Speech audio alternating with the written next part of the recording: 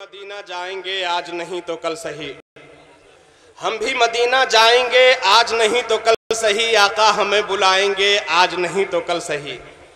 اور بیٹھا ہوں اس یقین سے میں آنکھیں بچھائے راہ میں، بیٹھا ہوں اس یقین سے میں آنکھیں بچھائے راہ میں، میرے بھی گھر وہ آئیں گے آج نہیں تو کل سہی۔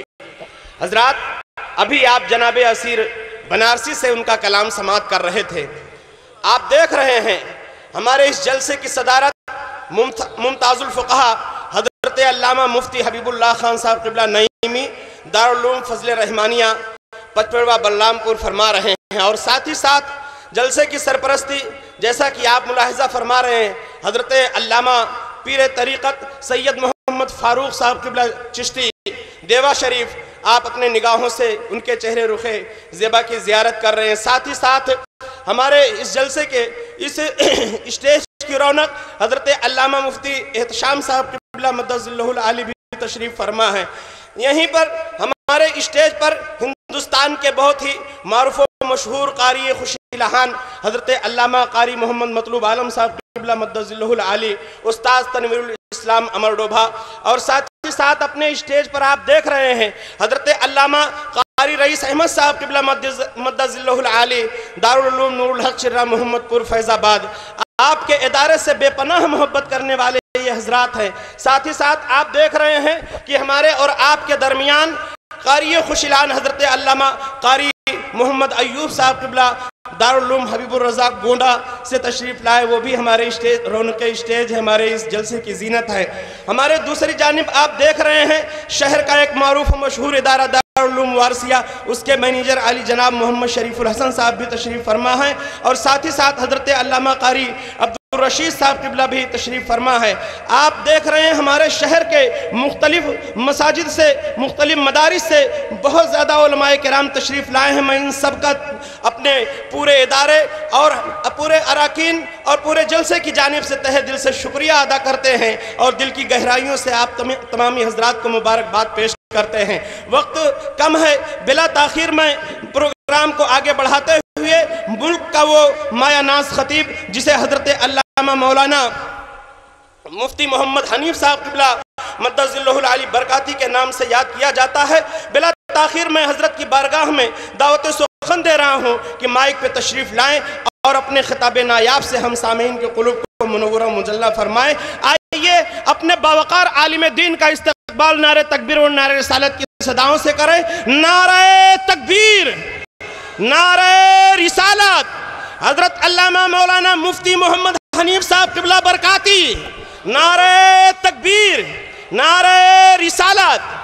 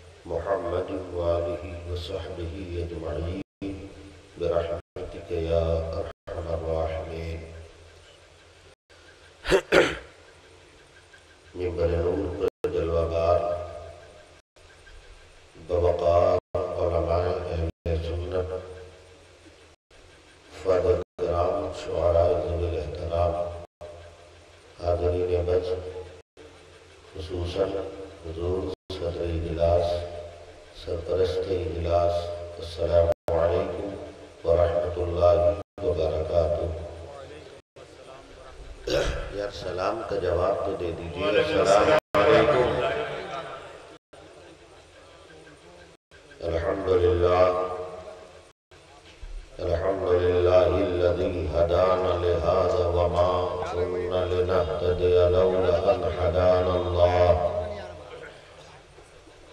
لقد جاءت رسل ربنا بالحق والصلاة والسلام على سيد أصل ما في الوجود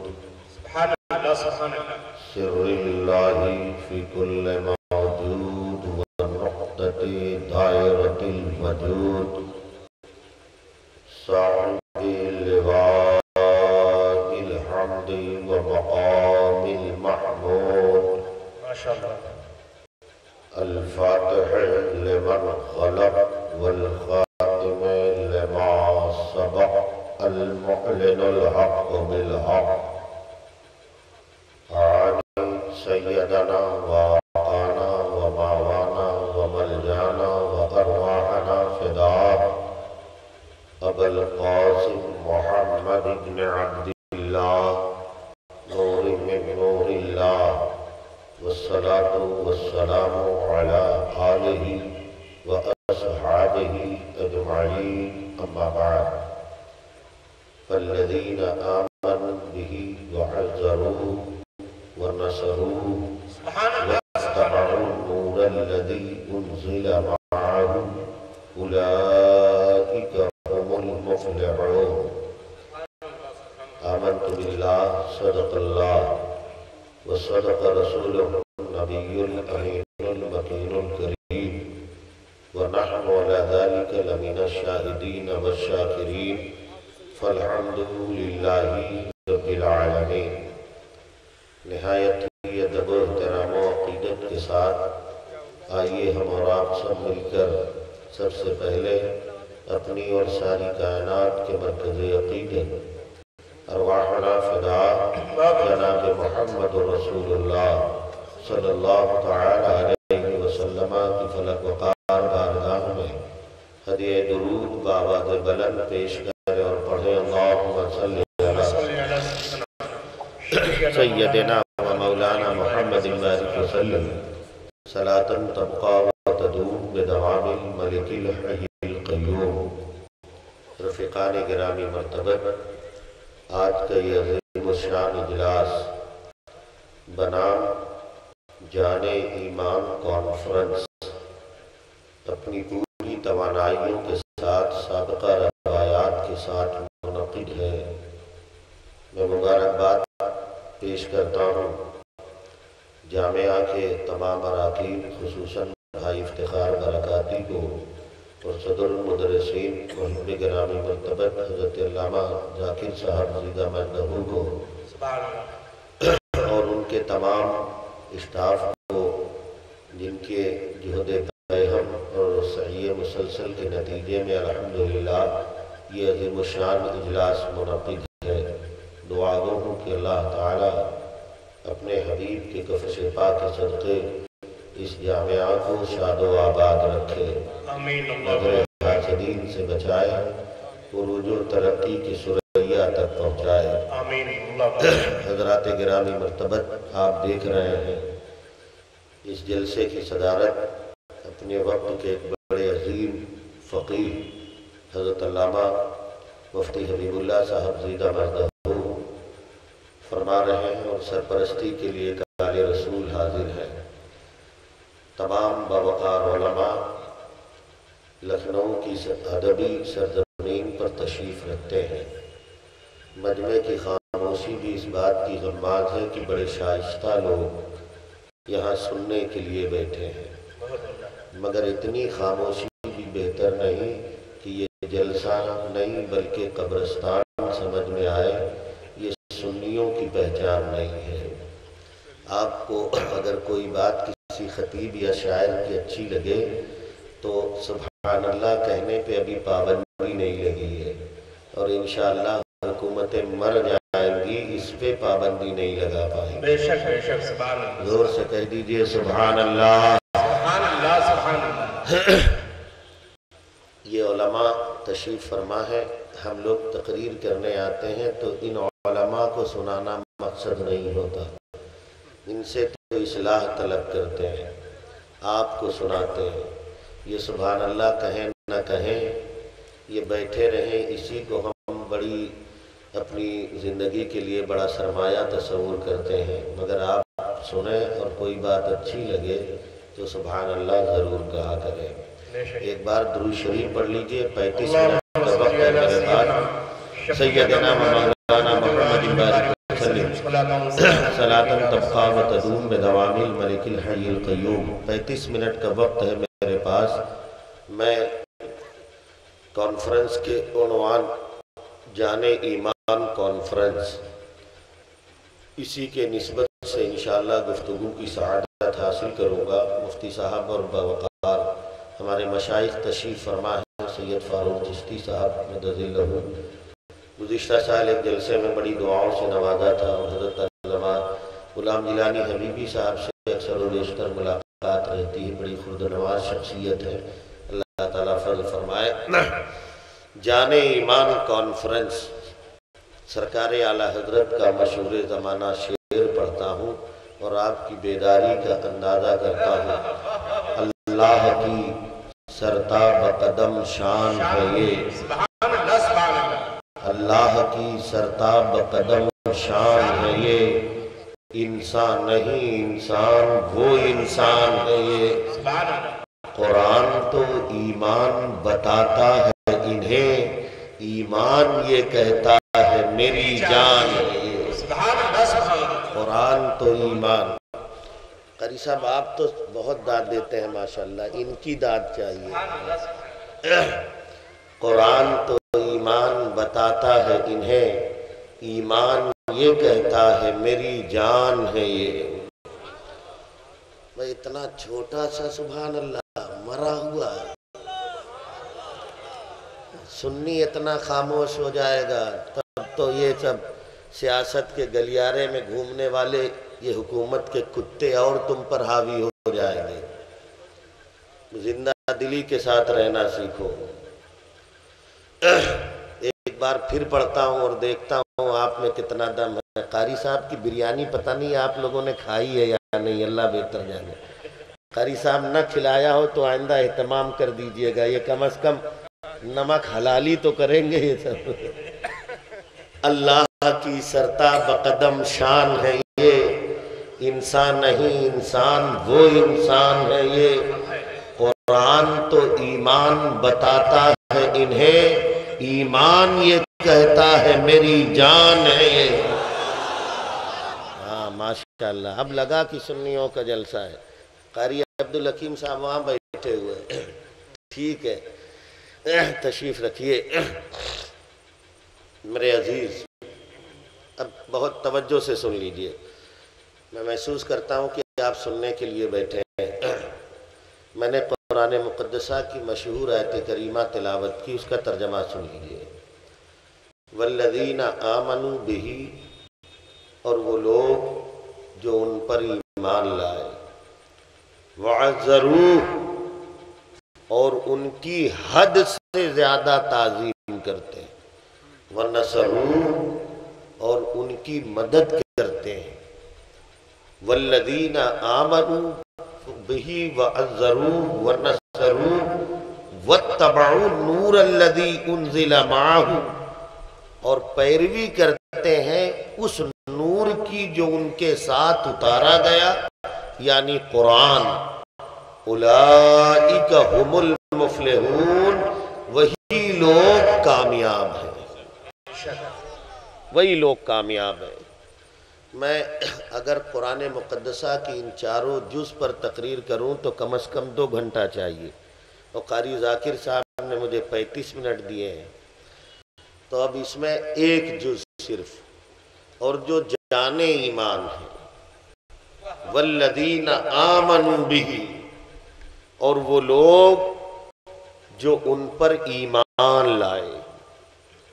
ایمان کس کو کہتے ہیں؟ یہ فقہا اور علم عقائد کے ماہرین آپ کو بتائیں گے کہ ایمان کی تعریف کیا کی گئی ہے۔ میں موٹی موٹی زبان میں یہ جانتا ہوں کہ ایمان کہتے ہیں رسول اللہ سے نسبت محبت کو، رسول اللہ سے محبت کی جو نسبت ہے، اس نسبت محبت محبت کا نام ایمان ہے۔ یہ نسبت جتنی قوی اور مضبوط ہوتی ہے ایمان اتنا مضبوط ہوتا ہے، اور یہ نسبت جتنی ضعیف اور کمزور ہوتی ہے ایمان اتنا کمزور ہوتا ہے، اور اللہ نہ کرے یہ نسبت کہیں ختم ہو جائے تو پھر ایمان کی خیر نہیں۔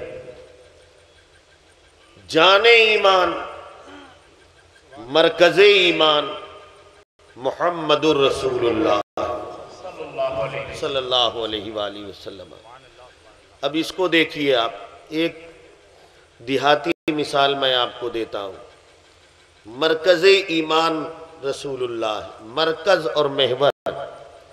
آپ نے دیکھا ہوگا ہمارے بوڑھوں نے خاص طور پر، پہلے زمانے میں عورتیں چکی پیستی تھی، اسی سے آٹا نکلتا تھا، تو ایک چکی کے دو پارٹ ہوتے تھے، ایک اوپر اور ایک نیچے، مگر نیچے جو پارٹ ہوتا تھا اس کے بالکل بیچ میں لکڑی یا لوہے کی ایک کیلی ہوتی تھی، دوسرا پارٹ اسی پہ رکھا جاتا تھا، اناج ڈالا جاتا تھا، چلایا جاتا تھا، تو اس کے نتیجے میں آٹا نکلتا تھا۔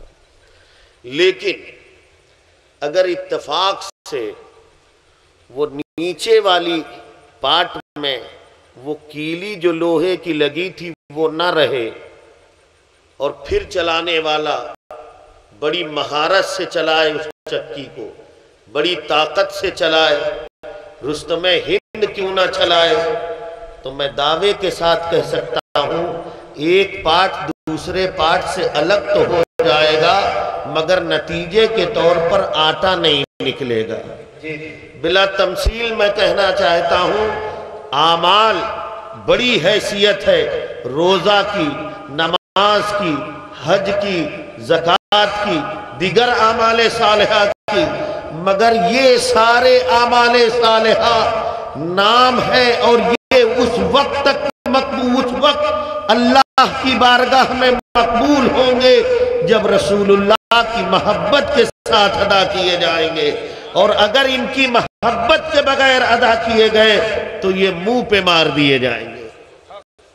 جان ایمان ہے محمد رسول اللہ، جان ایمان ہے، مرکز ایمان ہے، محور ایمان ہے۔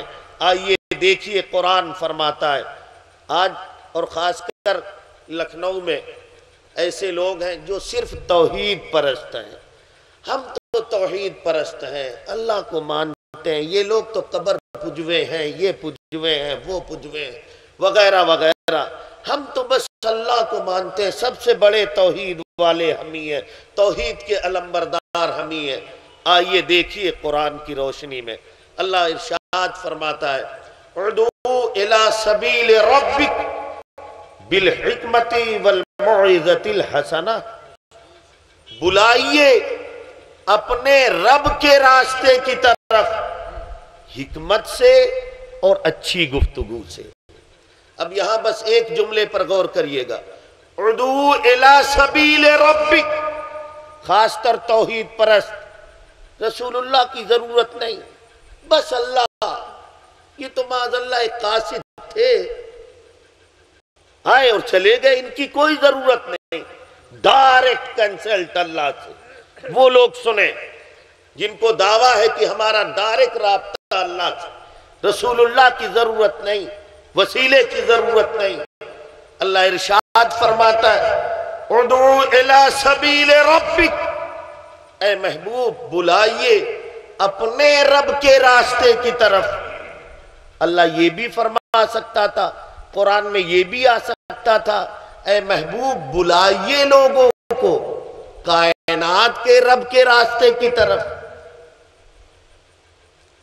جہان کے رب کے راستے کی طرف، سورج کے رب کے راستے کی طرف، چاند کے رب کے راستے کی طرف۔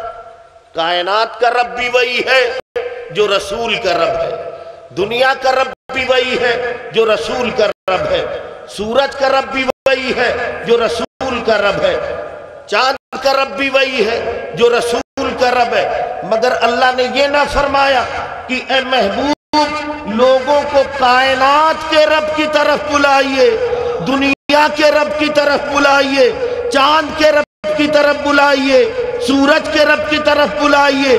نہیں، اللہ فرماتا ہے تو ارشاد فرماتا ہے اے محبوب اپنے رب کے راستے کی طرف بلائیے۔ تو اللہ اپنی ربوبیت کی اضافت و نسبت اپنے محبوب کی طرف کر رہا ہے، اس سے اشارہ کرنا چاہتا ہے اے محبوب یہ میرے بندے میرا رب ہونا تسلیم کرے، مجھے معبود مانے، مجھے رب مانے، مجھے خالق مانے، مگر ایسے نہیں کہ ڈائریکٹ مجھے مانے، مجھے رب مانے، مگر ایسے کہ پہلے تجھے میرا محبوب مانے، میرے رب کو۔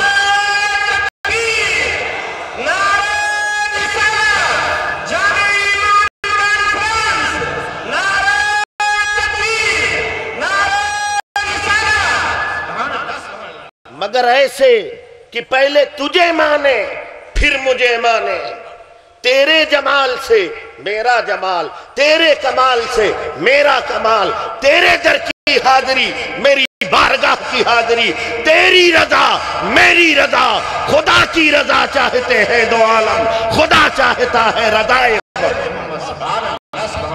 خدا کی رضا چاہتا ہے۔ یہ ہے جان ایمان محمد الرسول اللہ صلی اللہ علیہ وآلہ وسلم، یہ جان ایمان ہے، یہ مرکز ایمان ہے، یہ محور ایمان ہے۔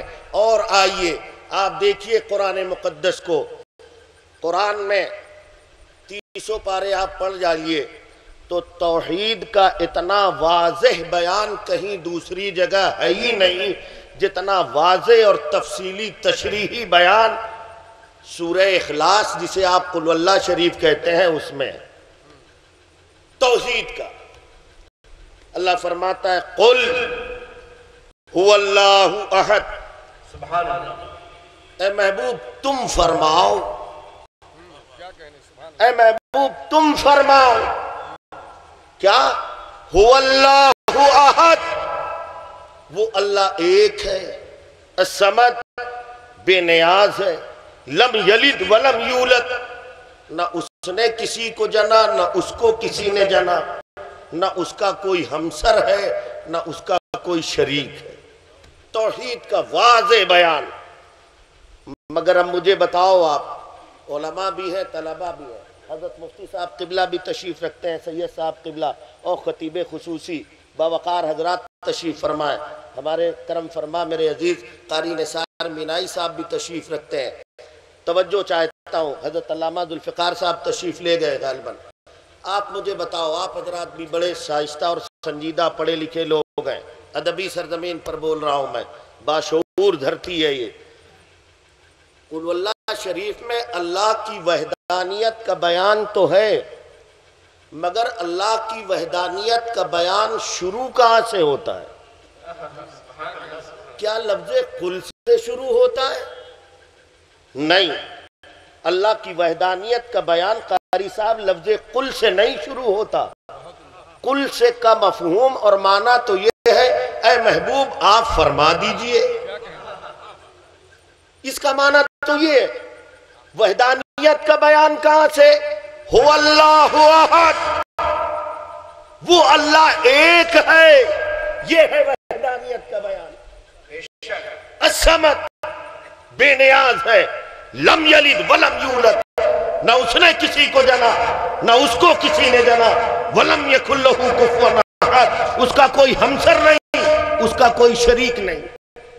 اب میں توجہ چاہتا ہوں، یہ علماء بیٹھتے ہیں جانتے کلام مختصر ہو جامع ہو، تو قرآن تو بڑا اعجاز والا ہے۔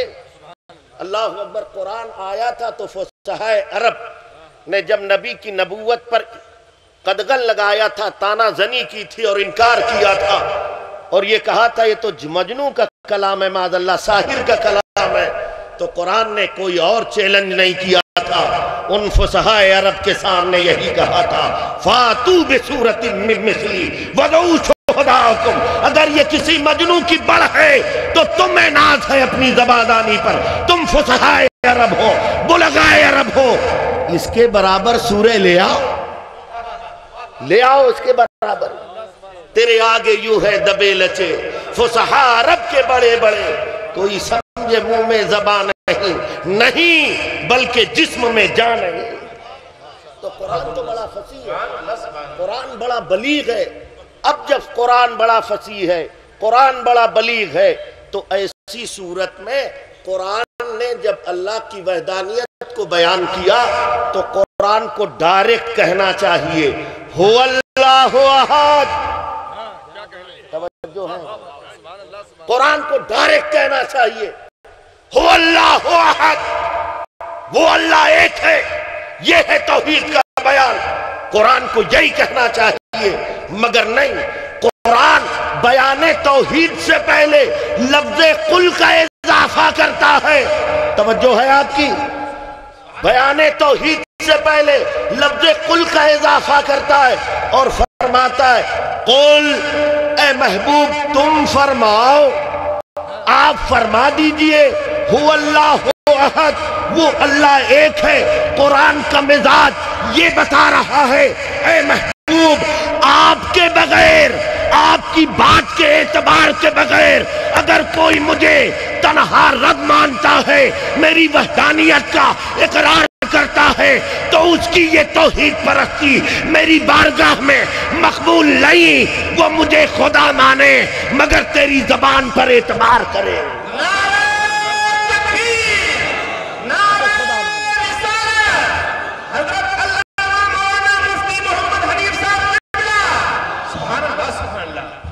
ایسے نہ خدا مانے، پہلے تجھے مانے، تیری زبان کا اعتبار کرے، پھر مجھے خدا کہے۔ یہ توحید پرستی میری بارگاہ میں مقبول ہے۔ بے وسیلہ مصطفیٰ ایسی توحید خاطر میں رب نہیں لاتا۔ استغفر اللہ، خاطر کا لفظ استعمال کرنا مناسب نہیں، مفتی صاحب فتویٰ لگا۔ ایسی توحید پرستی اللہ کے حضور مقبول نہیں، مقبول نہیں اللہ کے حضور۔ اور آپ دیکھو نا، توحید بڑے بڑے ہیں توحید پرست، شیطنوہ سے بڑا کونوں توحید پرست تھا کیا دنیا میں؟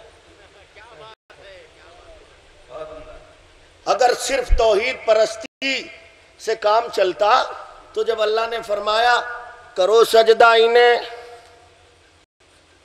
اس نے انکار کر دیا تھا، نہیں سجدہ نہیں کرتا، تو اللہ کو تو خوش ہونا چاہیے، ارے یہ میرا بندہ اتنا بڑا توحید پرست کہ میرے علاوہ کسی اور کو سجدہ کرنا میرے حکم پر بھی گوارا نہیں کرتا۔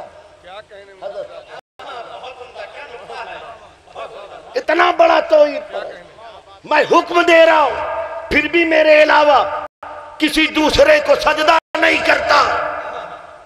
تو اگر توحید پرستی ہی مقبول ہے اللہ کے حضور تو اس کے مرتبے اللہ بڑھاتا، مولم الملکوت ہے اور بڑا رتبہ لے جا، مگر نہیں، یہ توحید پرستی چونکہ اللہ کے حکم کی نافرمانی اور نبی کی تعظیم سے انکار کی صورت میں تھی تو اللہ نے مرتبہ نہیں بڑھایا، جنت سے نکال کے باہر پھینک دیا، بے شک سبحان اور لعنت کا طوق پہنا دیا، لعنت کا طوق پہنا ہے۔ اور یہی حضرت جی حضرت نوح کے پاس آئے تھے، طوفان نوح کے بعد جب ان کی کشتی لگی، آئے دعا کر دیجئے، آج اللہ دعا قبول کر رہا ہے، مجھے بخش دے۔ سیدنا نوح نے فرمایا مولا تو علیم بذات الصدور ہے، یہ ابلیس آیا ہے، تو اللہ فرماتا ہے پیغمبر اس سے کہہ دیجئے یہ حضرت آدم کی قبر کو سجدہ کر لے، میں گناہ معاف کر دوں گا۔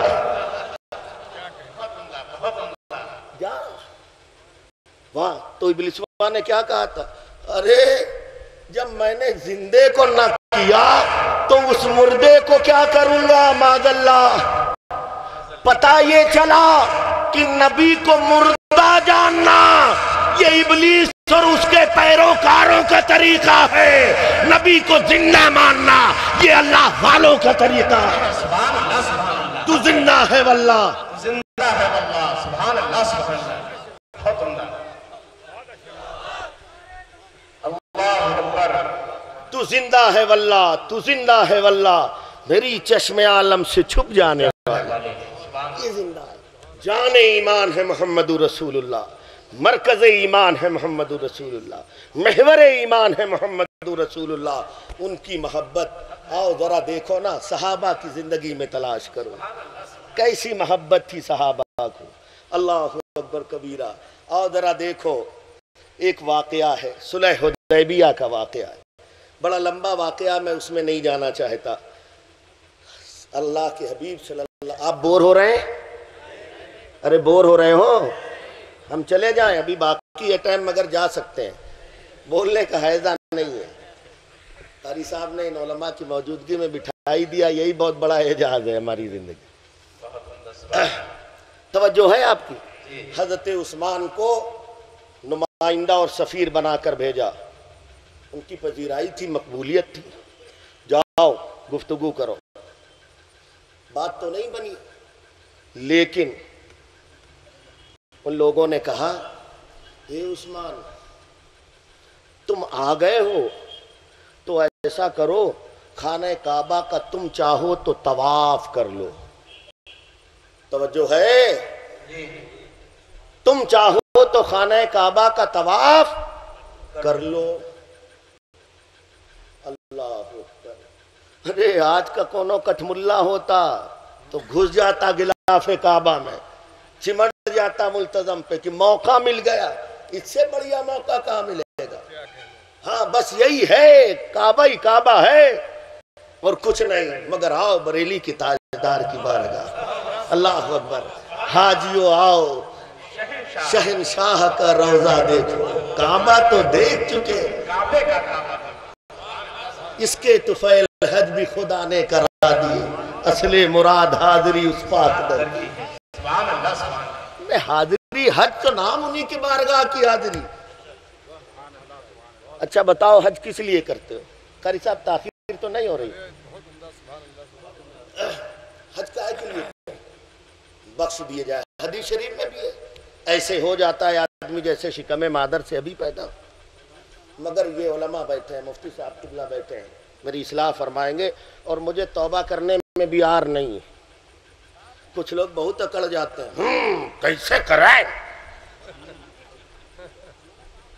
اکڑنا یہ ابلیس کی فطرت ہے، اپنی غلطیوں پر نادم ہونا یہ حضرت آدم کے سچے وارثین کا طریقہ ہے۔ توبہ کرنے میں آر نہیں مجھے۔ اب ذرا دیکھو، آپ جاتے ہو تو حج خانہ کعبہ اور اس کے مضافات میں جو مقامات مقدسہ ہیں وہاں ہے، یا رسول اللہ کے در کی حاضری؟ بتاؤ یار، حج کہاں ہوتا ہے؟ کوئی حاجی نہیں یہاں۔ یہ حاجی صاحب کہاں بیٹھتے ہیں؟ بھائی حج نام ہے، خانہ کعبہ میں ہوتا ہے، پھر گئے رکن اعظم جو ہے عرفات کی حاضری اور طواف زیارت، اس کے بعد مزدلفہ ہے، منا ہے، وغیرہ وغیرہ۔ مگر مجھے آپ بتاؤ، حاجی صاحب جب مقام مستجاب پر گئے، حاضری دی، تو کیا اللہ نے فرمایا میرے بندے تو مقام مستجاب پر آ گیا اس لیے بخش دیا گیا؟ ارے بولو نا بھائی، پڑھے لکھے لوگ بیٹھے ہو، کچھ تو بولو۔ میزاب رحمت کے نیچے پہنچ گئے، بخش دیے گئے۔ مقام ابراہیم پہ 2 رکعت بخش دیے گئے۔ صفا و مروہ کی حاضری بخش دیے گئے۔ منا و مزدلفہ بخش دیے گئے۔ اللہ اکبر۔ بندہ یہاں چکر کاٹتا رہتا ہے مگر کہیں یہ نہیں۔ لیکن آؤ، یہاں سے سب فارغ ہو کے اب چلا ہے بارگاہ مصطفیٰ میں، روضہ رسول کی حاضری کے لیے۔ اللہ اکبر۔ دیوانے جب جاتے ہیں تو قسم خدا کی کیا عالم ہوتا ہے۔ چلے اور جیسے ہی مزار رسول کے قریب ہوئے تو حق یہی ہے کہ نجدی اتنی نجدیت پھیلانے کے باوجود لکھنے پر مجبور ہیں۔ جب میں گیا تھا 2007 میں قاری صاحب سرکار رفیق ملت کی کرم فرمائیوں سے، تو وہاں جانتے ہو جیسے ہی بابو سلام سے داخلہ ہوا، مواجہہ شریف کے قریب پہنچے تو ریاض ریاض الجنہ پہ ایک تختی لکھی ہوئی تھی، اس میں لکھی تھی حدیث شریف، من زار قبری وجبت لہو شفاعتی، جس نے میرے مزار کی زیارت کی اس پر میری شفاعت واجب ہو گئی۔ سب جگہ جا رہے ہو، کہیں نہیں کہ بخش دیے گئے بخش دیے گئے بخش دیے گئے، نہیں، مزار مصطفیٰ ہے، حاضری ہے اور بخشش کا پروانہ ہے، بخشش۔ اب آؤ دیکھو، حضرت عثمان پہنچے مکہ، کہا تم چاہو تو طواف کر لو، اجازت ہے۔ آج کے قدم اللہ صاحب ہوتے تو گھسے ہوتے، خوب چمٹ رہے ہوتے، خوب چوم چاٹ رہے ہوتے، مگر ایک مومن کامل، حدیث کے الفاظ سنو، دیکھو آقا گئے تھے، ہمارے آقا حضرت سیدنا عثمان، ان کو ان کے اور ہمارے آقا علیہ السلام نے بھیجا تھا، تو جب نمائندہ بنا کے بھیجا تھا تو نبی نے یہ نہیں فرمایا تھا کہ اے عثمان تم خانہ کعبہ کا طواف نہ کرنا، نہیں فرمایا، حکم منع وارد نہیں فرمایا، اور جب آقا علیہ السلام نے منع نہیں کیا تو گویا کی اجازت تھی، اور پھر 6 سال سے زائد کا وقفہ ہو گیا تھا، خانہ کعبہ اپنی پوری میگنیٹک پاور کے ساتھ، مقناطیسیت کے ساتھ جذب اور لوگوں کے دلوں کو کھینچ رہا تھا، 6 سال کا وقفہ ہے، نبی کی ممانت بھی نہیں اور مانعین کی طرف سے اجازت بھی ہے، تو ایسے میں سیدنا عثمان غنی کو جانا چاہیے اور خانہ کعبہ کا طواف کرتے، پھر واپس چلے جاتے، مگر اللہ اکبر سنو، مومن کامل کا طریقہ کار، کفار مکہ نے کہا عثمان تم چاہو تو خانہ کعبہ کا طواف کرو، حضرت سیدنا عثمان فرماتے ہیں اللہ کی قسم عثمان اس خانہ کعبہ کا اس وقت طواف نہیں کرے گا حتی یطوف بہ رسول اللہ، جب کعبہ کا طواف نہیں۔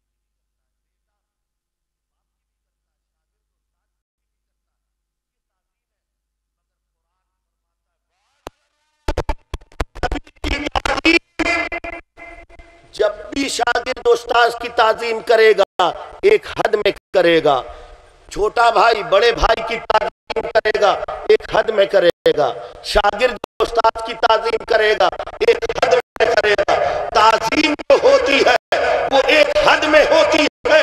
قرآن یہ نہیں فرماتا کہ میرے محبوب کی تعظیم کرو، قرآن فرماتا ہے وَعَذَّرُوا، اس کا سے بڑھ کے تعظیم کرنا۔ تو قرآن فرماتا ہے میرے محبوب کی تعظیم ہی نہ کرو، ویسی تعظیم نہ کرو جیسا چھوٹا بھائی بڑے بھائی کی کرتا ہے، ویسی تعظیم کرو جیسا میں چاہتا ہوں، حد سے بڑھ کر تعظیم کرو۔ فَعَزَّرُوا، میرے محبوب کی تعظیم حد سے بڑھ کے کرو۔ الحمدللہ رسول اللہ ایمان کی جان ہے۔ یہ مضمون کہیں اور مکمل کروں گا۔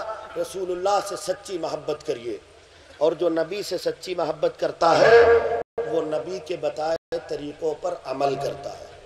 سنیوں خوب نعرے ضرور لگاتے ہو مگر مسجدیں خالی ہیں، اسی لیے وہ ہم پر تانے کستے ہیں۔